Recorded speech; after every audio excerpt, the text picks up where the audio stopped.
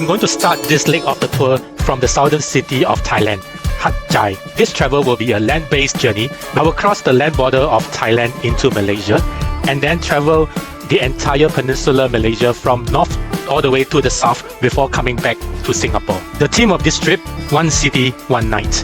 Join me in this unique journey with me. Where is the bus to Ipoh? In the last episode, I was frantically trying to get a bus ticket from Kuala Perlis to Ipoh. Bus to Ipoh? Ke Ipoh? Ke Ipoh? Ipoh. Full already. Oh, when's the next bus?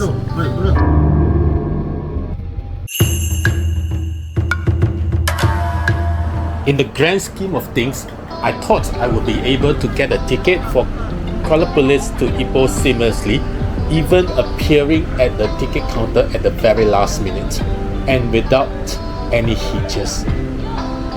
Okay, I'm heading to Alor Setar. Too bad, this is the real world, and now the bubbles start bursting one by one. Sorry, no bus ticket, not now, not later, maybe you can come tomorrow. I was told by the counter staff when I purchased the ticket. It is horrendous. I tried running to all the bus ticket stores there and was given the same reply by all these people. I need to crank up my mental computer mind again. How about on how to reach Ipoh from Kuala Perlis? Is there any plan B, plan C, plan X, Y and Z? As I sit at the platform waiting for some answers to drop from the sky, a bus berthed into the bus terminal. As I was told, that bus is scheduled to go to Butterworth, Penang. It came from I don't know where. I used a mixture of broken Malay and English to ask if they can accommodate another guy into the bus. That, unfortunately, my charm doesn't work here. I even try my luck to see if they can give me even a floor space. I'm okay with sitting on the floor. It's just a 2 hours bus journey between Kuala Perlis to Butterworth after all. After going through a discussion among the drivers themselves, they told me they actually have a seat to Alor Setar. Alor Setar? Where the hell is this place? I can't even spell the name even without checking Google. Okay, Geography 101. It actually turns out that Alor Setar is the state capital of Kedah state, about 100 kilometers from Perlis. It is the halfway mark between Perlis to Penang Butterworth, and Penang is another halfway mark between Perlis and Ipoh. Mathematically, what it means is that this bus will only fulfill just a quarter of my targeted journey. Well, anything goes so long as I get myself out of Perlis. Okay lah, on Alor Setar, here I come. The journey cost 50 ringgit. The distance between Kuala Perlis to Alor Setar is about 60 km. On a normal road condition, an hour will be sufficient. Along the journey, one will be able to feast their eyes on the lush green paddy field enhanced by traditional Malay houses, coconut palms, local fruit trees and rolling hills. The northern states of Perlis and the neighbouring Kedah states are known to be the rice bowl of Malaysia. These two states in combine produce more than half of the country's homegrown rice supply. As a matter of fact, the terrain of Perlis and Kedah is considered flat with kampong or villages scattered all over the paddy fields. I've reached Alor Setar. Yeah, so this is Alor Setar bus station. I finally reached Alor Setar bus station. The first thing I need to do is to quickly go around asking for the bus ticket to Ipoh. The last thing I want to find myself into is that without a bus ticket out of Alor Setar, I will have to get stuck here in Alor Setar. Hello, any bus to Ipoh?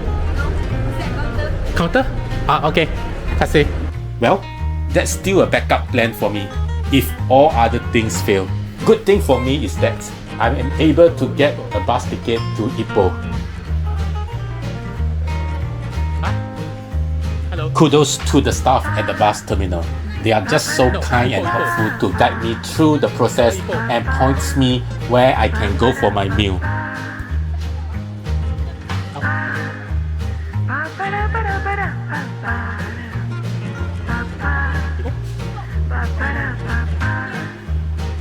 How much? 35. 35. Yeah. Okay, thank you. 345 here.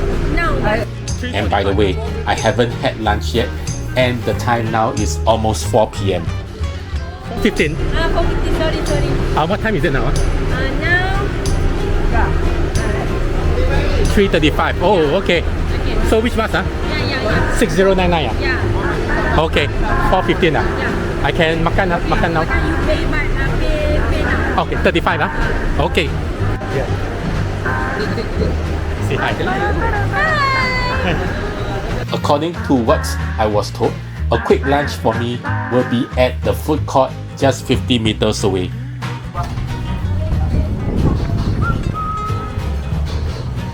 Ada bakso? Ada? Ya, biasa makanan. So here's my mie bakso, and that's the coffee, iced coffee. Wow, powerful coffee. Okay, let me try the bakso. While the bakso noodle is good, what is even more memorable is the sambal chilli taste. It is really fantastic. I have to turn on the camera again because the chili is so nice. Oh my god. Oh, the chili. I'm not a chili person, but oh, this is nice. Wow, the chili is so nice. I tell you. Okay, boss.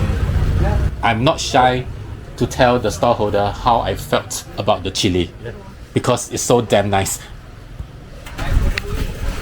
Yeah, your sambal. Oh, bagus. Sambal bagus. Well, the joke of the day comes in the form that the storeholder is able to tell that I am a Singaporean because I speak with a Singapore Malay accent. Right, I have 30 minutes to finish the meal and to get back to the bus station. I'm back at the bus. I'm back at the Alor Setar bus terminal again. This time round, taking a connecting bus to Ipoh. Ipoh, here I come. And the journey cost 35 ringgit. During the second leg of today's journey, traveling from the most northern parts of Malaysia down to the southern parts, the surrounding is no longer as green as up north in Perlis and Kedah. In fact, the scenery is getting more and more built up. Unlike the rice paddy field up in the north, tropical rubber trees and palm trees began to take center stage. The distance between Alor Setar to Ipoh is 250 kilometers away. The road distance is probably 4.5 hours or so. But given the journey down south is getting more brisk and the traffic getting more heavier, I am starting to get more and more demoralized as time passed, as night began to descend. I checked my map and I realized that I am still far away from Ipoh.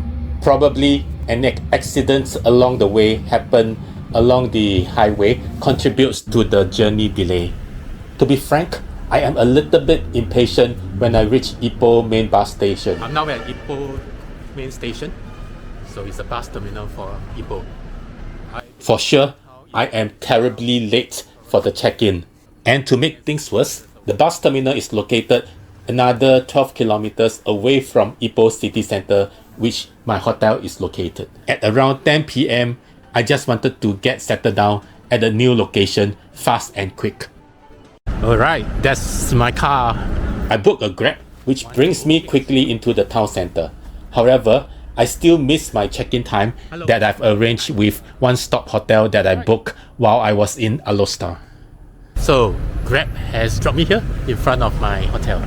By now, the front desk has knocked off for the day, but I am able to obtain my hotel key from the safe box.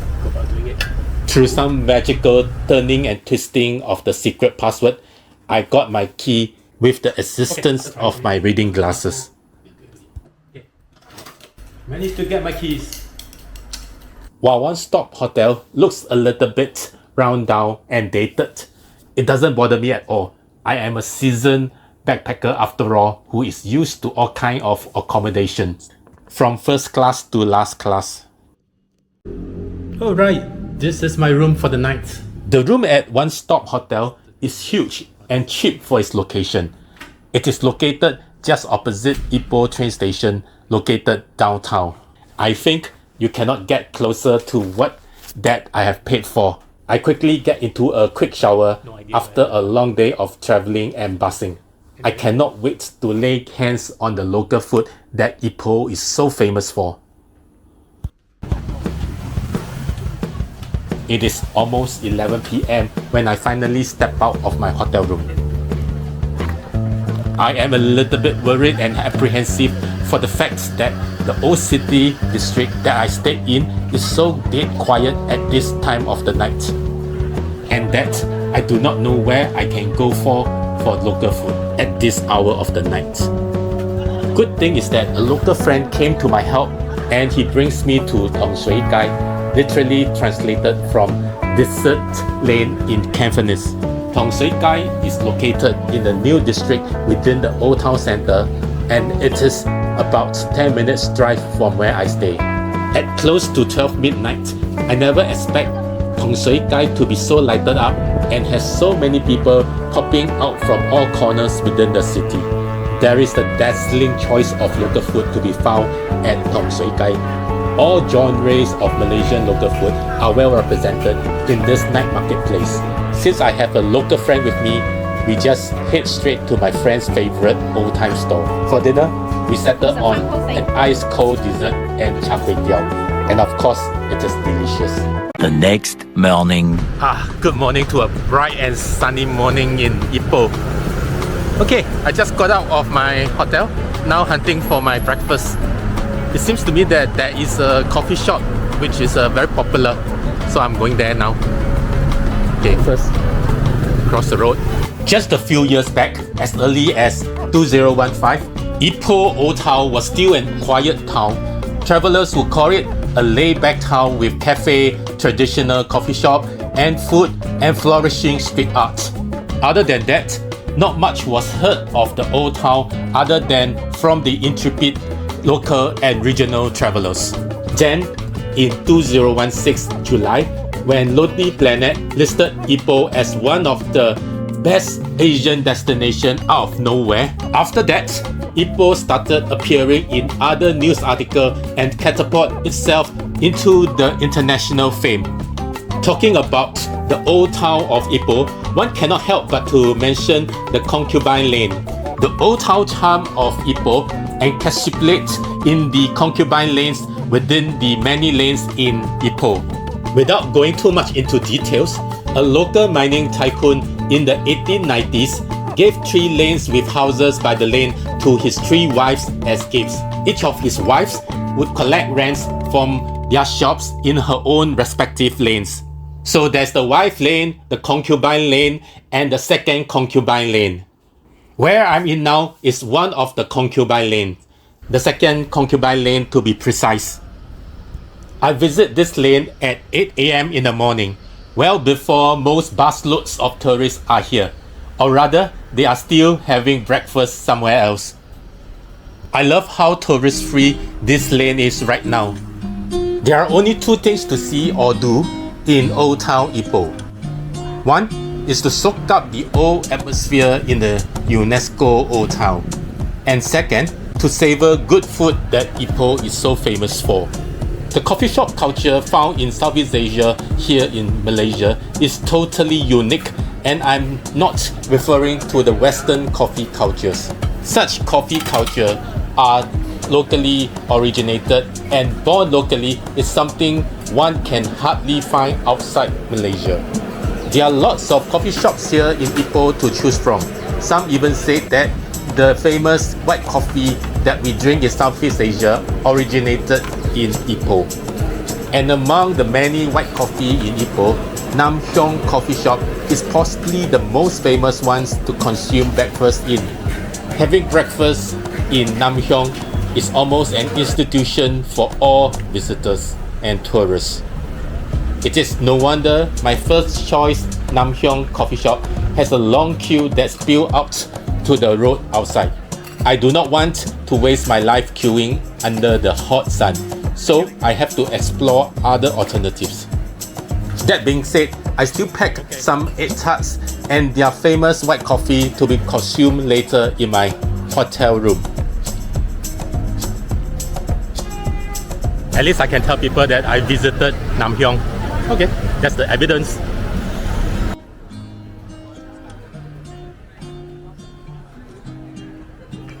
Ipoh White Coffee, Foong Coffee Shop. There are always competitors around you trying to get your cheese. To catch the disillusioned customer who turned out at Nam Heong but got disappointed by the long queue to get in, like myself, there are a handful of coffee shops lurking nearby waiting to grab your business. Foong Coffee Shop is just one of them. It is situated strategically right opposite Nam Heong Coffee Shop. I make the decision to go inside there.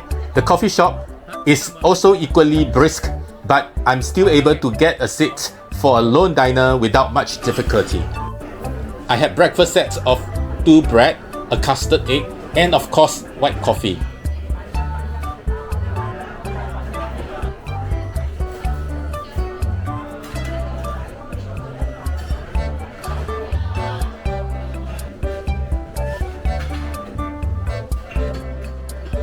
And I also tried fitting in my stomach with a plate of wonton mee. I must say, all these are very nicely done, very old school taste. I'm on my way to the train station to secure myself a train ticket. It's a pretty nice walk here, with a very nice scenery. Behind me is the State Mosque building named Masjid Sultan Idris Shah II Ipoh.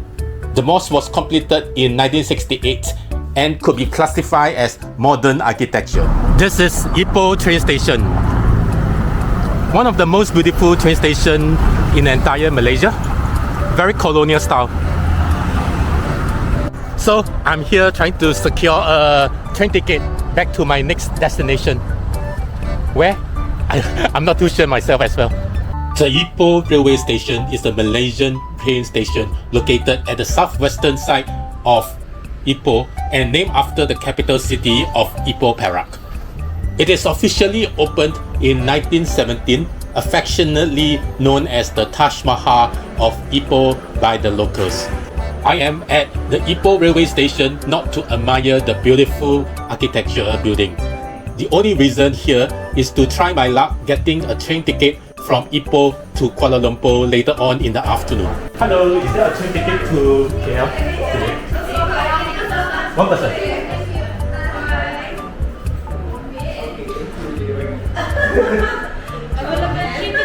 Huh? 3:30. Oh yes, 3:30. Yes, that's my choice. Passport. So I just got my ticket at 3:30 p.m. Okay, thanks. Thank you. Bye bye.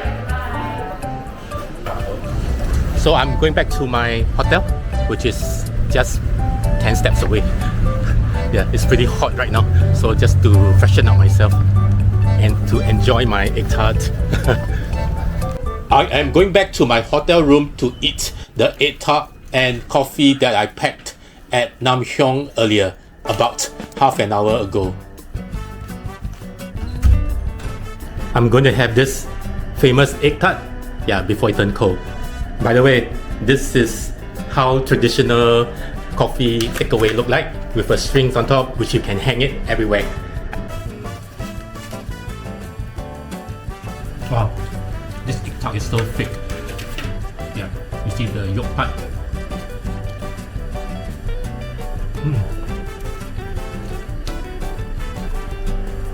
Very savory, not too sweet.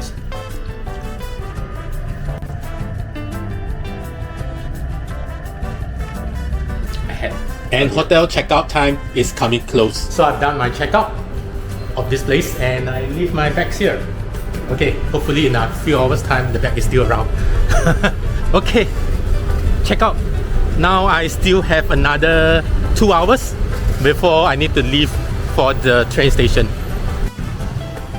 One cannot miss a string of very chill cafes and eateries before going into Ipoh's very famous Concubine Lane. These clusters of eateries consist of cafes and restaurants side by side with each other, creating a very symbiosis relationship with one another.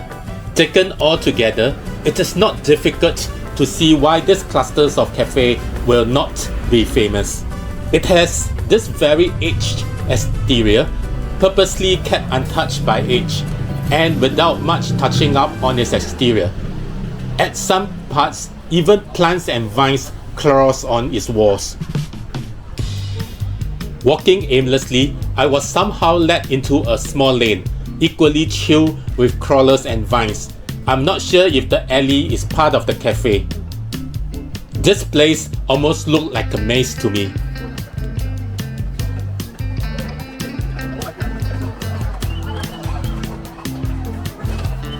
And before I know it, this lane opened up to an old coffee shop.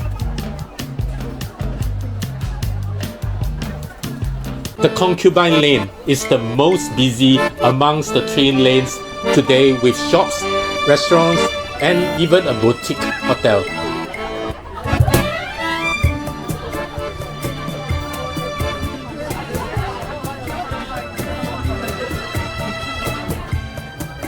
Most shops in the alley are new, around a couple of years old. Some of the old houses are restored to what it used to look like in the old days. In its old days, this alley used to house brothels, gambling den, amongst all the legitimate shops. In the present days now, it has all the souvenir shops and eateries. The Concubine Lane is probably the most touristy old street in the entire Ipoh.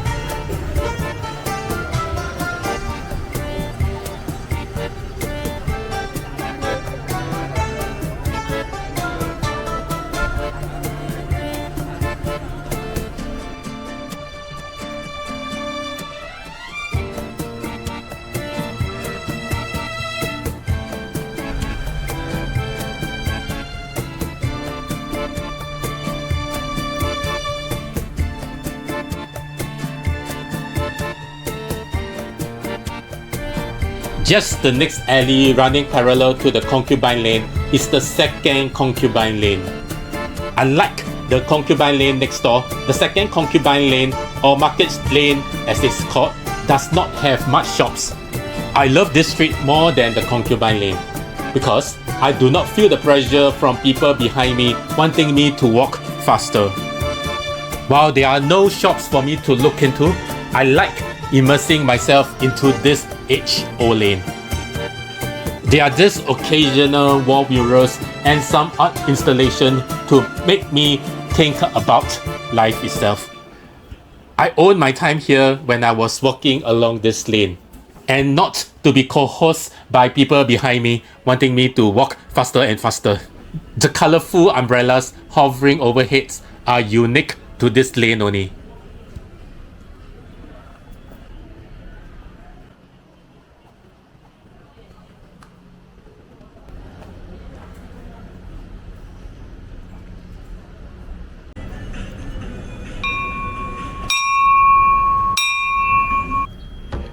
With no malice intent or whatsoever, my personal favorite is still to look at the old town that is not restored or just mildly restored. To me, the Concubine Lane is just too restored for my liking. I would like to see more of a living old town when local people get on with their lives. I'm now walking from the old town to the new town, crossing the natural divider of River Kinta. The river behind me separates Ipoh city from the old city. Okay, so that's the old city and the new city. So this is the natural divider, which is the river behind me. So now I'm heading into the new city from the old city. Ipoh is the state capital of Perak State, Malaysia. And the state capital, Ipoh, is unofficially split into 2 parts, the Old Town and the New Town. As its name suggests, the Old Town is where the old shop lots and heritage buildings are situated, while the New Town is home to the newer developments and shopping malls. Given how famous the Old Town is right now, I just find the Old Town now become too famous for its own good, and now it's become seriously overrated and overcrowded by tourists. The New Town, nevertheless, which is across the Kinta River, offers just as much old back alleys that has outgrown trees from buildings.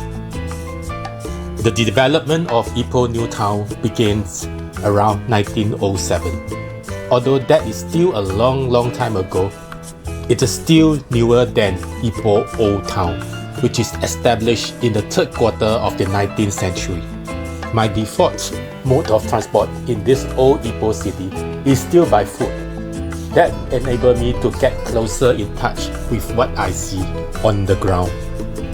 Gerbang Malam, literally translated to the Night Gate Market of Ipoh, is located at Jalan Dato Taubil Azhar in Taman Jubilee. It is a vibrant marketplace that comes alive every evening with the cacophonous exchanges of buyers and sellers. I'm there at Gerbang Malam during daytime, despite the fact that the night market has not started operating. Gerbang Malam at daytime has got a lot of famous Ipoh food stores operating out of the coffee shops there.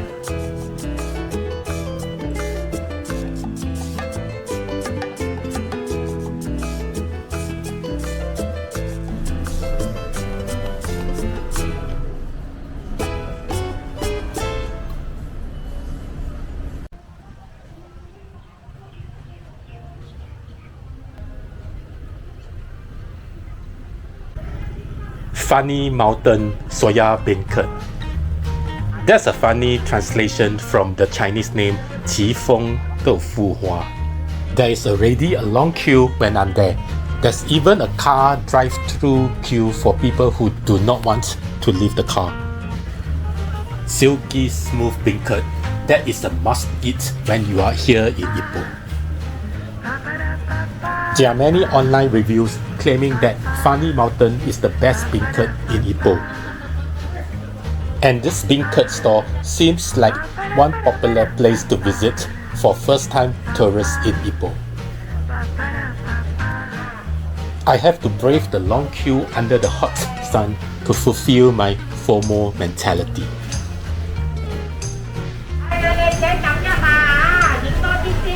Okay. 影上去先，幫我打下廣告啊！唔使打廣告㗎啦，你哋。你幾時過嚟玩啊？嚇？你幾時過嚟啊？尋日嚟你嘅，本身邊度嚟啊？新加坡嚟。好，幫我睇呢個多咗多啲。OK。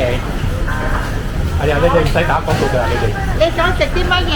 俾我豆腐花一個，同埋豆水。好，豆花喺呢度食㗎啦吓。係。好，6蚊啦。6蚊。Okay. I got my dessert eventually, but there is no proper sitting to consume the food I bought. So I got to stand here and eat. Let's try the tofu fa first.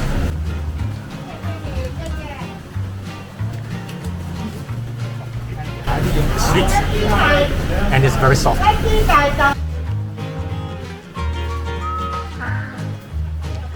think I will try later because after trying the tofu fa, when you try this, is not very sweet.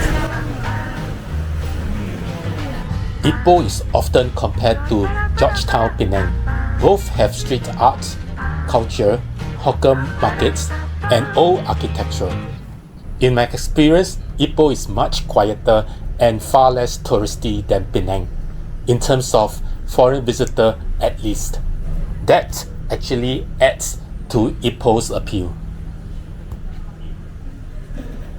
Moreover, there's something totally unique about Ipoh that I'm still yet to find anywhere else in Malaysia. For locals that is born and raised in Malaysia, Ipoh is somewhat described as the KL of the yesteryears. This is the clock tower of Ipoh, and there is a row of shophouses, or rather restaurants, right in front, serving mamak food. I am back at the Old Town, Ipoh. As a key tin mining town in colonial times, Ipoh is full of British-influenced buildings that reflect past glories and affluence. This impressive clock tower is a perfect example. Nested in a serene garden, Birch Memorial Clock Tower adds a layer of unique European flair to Ipoh. The clock tower is quite close to the main train station and occupies a huge space. This signifies the importance of the clock tower to the city. The design of the clock tower is in sync with the architecture of the surrounding place.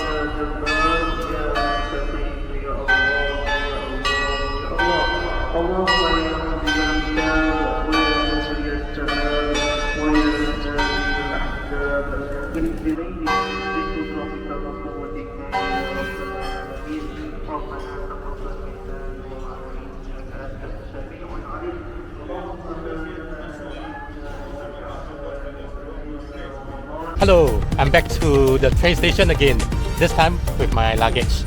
So now I'm leaving Ipoh, for my next destination, KL.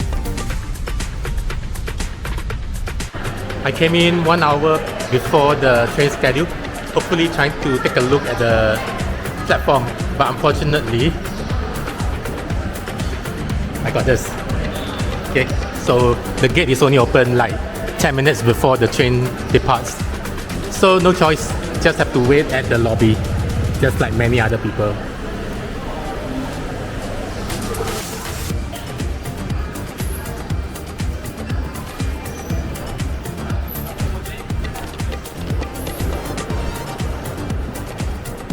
Yep, I'm here. So now boarding the train. A, B, C, D, E, F. Let me see. D, 15B.